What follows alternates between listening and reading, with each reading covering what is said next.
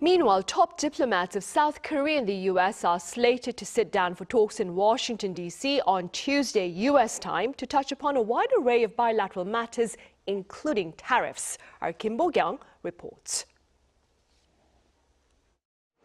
South Korea's top diplomat Cho Hyun has departed Seoul, heading to Washington, D.C. to have talks with his U.S. counterpart, Secretary of State Marco Rubio, on Tuesday local time.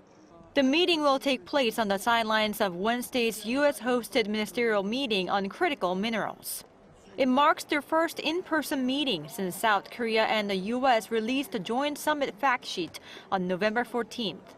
Before boarding the plane, Foreign Minister Cho said the two sides will discuss how to speed up the implementation of follow-up measures to the joint fact sheet, along with other global issues such as tensions on the Peninsula.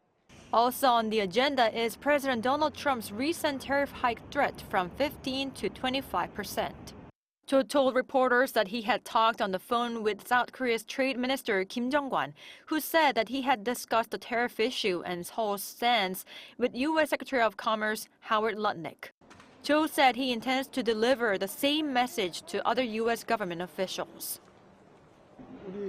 South Korea is a democratic country with a clear separation of powers, so agreements between our governments are following the National Assembly's legislative process.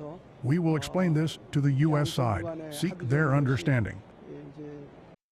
Meanwhile, Trump announced through his social media platform Truth Social on Monday that the U.S. would lower the reciprocal tariff on India from 25% to 18%.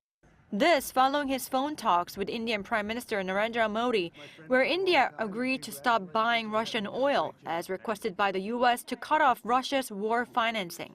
Saying that India decided to buy much more oil from the U.S. and potentially from Venezuela, Trump stated that the lower tariff rate will take effect immediately.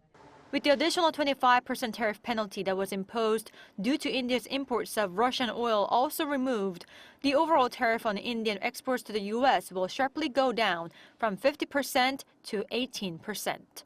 Kim Bo-kyoung, Arirang News.